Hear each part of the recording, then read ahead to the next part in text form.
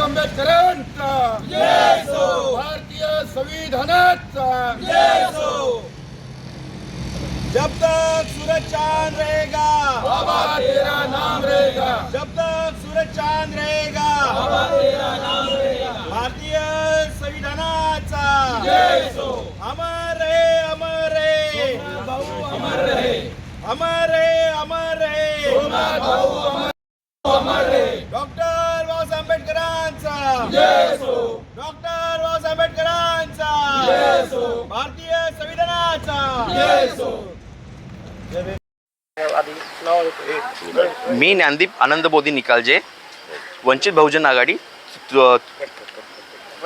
साहेब काय सांगाल, जी परभणीची घटना घडलेली आहे, तुम्ही निवेदन द्यायला आले समाजाचा एक नागरिक म्हणून काय भावना आहे तुमची? परभणी इथे जे संविधानिक प्रतिकृती होती त्याची विटंबना करण्यात आली। त्या विटंबनेमध्ये जे तेथील पोलीस प्रशासकाने तो माथेफिरू सांगितला, पण हा माथेफिरू नसून हे कटकारस्थान आहे। कारण माथेफिरू नाव द्यायचं आणि कुठेतरी दलितांच्या भावना दुखवायच्या, हे कारस्थान चालू झालेलं आहे। त्याकरिता त्या ठिकाणी ज्या समाजकंटकांनी ते कृत्य केलं, त्या कृत्य करणाऱ्यांना एकदम कडक शासन झालं पाहिजे। शिवाय आज सोमनाथसारखा एक हुशार जो लॉमध्ये शिकत असताना त्याचा अमानुष हा मृत्यू नसून त्याचा घात केलेला आहे, त्याचा खून केलेला आहे। त्या खून करण्यावरती कडक शासन व्हावं याकरिता आम्ही सर्व पक्षीय नवी मुंबईच्या माध्यमातून, तुर्भे विभागाच्या माध्यमातून आम्ही ते शिनेर साहेबांना, तुर्भा MIDC पोलीस स्टेशन आहे तिथे शिनेर साहेब आबासाहेब पाटील यांना भेटण्याकरता आलो आणि आम्ही आमचे म्हणणे तिथे मांडलेलं आहे की जे माथेफिरू हमेशा जे नाव दिलं जातं याच्यावरती सखोल चौकशी करा।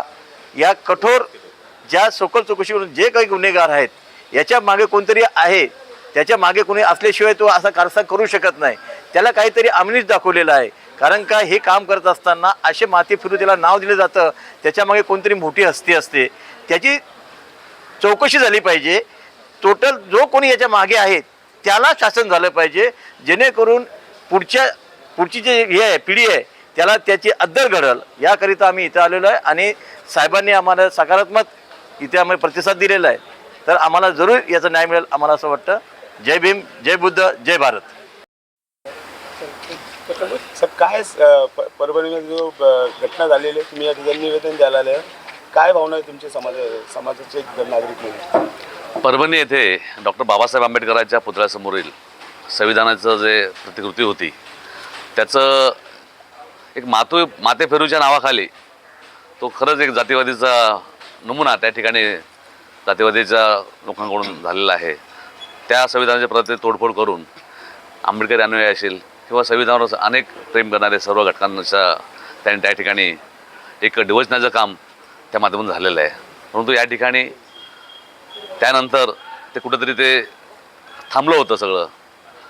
त्यानंतर एक काही समाजकंटकांनी परत दुसऱ्या दिवशी जाळपोळ दगडफेक करून ते गालबोट लावण्याचं काम त्या ठिकाणी झालं असता, परंतु आमच्या दलित प्रदेश असलेल्या ठिकाणी त्यामध्ये कॉम्बिन ऑपरेशन करून जे आमच्या 200-250 तरुणांना त्या ठिकाणी केसेस करून मारहाण करून त्यांना पोलीस कस्टडीमध्ये झाली आणि त्यामध्ये आमचा 3rd वर्षाचा लॉचा विद्यार्थी असलेला सोमनाथ सूर्यवंशी असं त्या ठिकाणी मृत्यू झालेला आहे। परंतु आम्ही मृत्यू म्हणताना त्या ठिकाणी त्याचंच खरंच खून झालेलं आहे।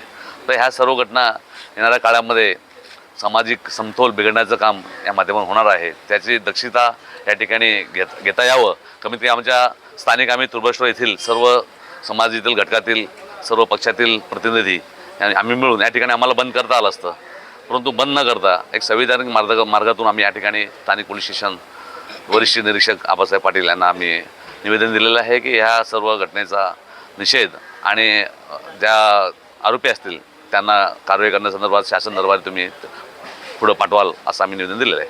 धन्यवाद।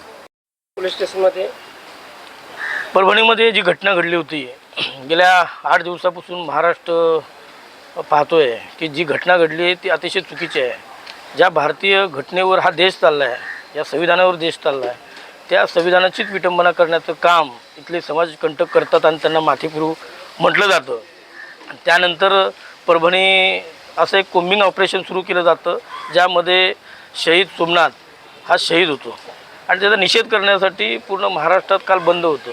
परंतु नवी मुंबईतल्या अनेक विभागातल्या कार्यकर्त्यांनी ठरवलं भारतीय संविधानाला आपण मानतो आहे आणि आपण रास्ता रोको किंवा तोडफोड करून हे आंदोलन न करता शांततेनं भारतीय संविधानाने जे आपल्याला अधिकार दिलेले आहेत त्या अधिकाराच्या माध्यमातून आपण हा निषेध व्यक्त केला पाहिजे.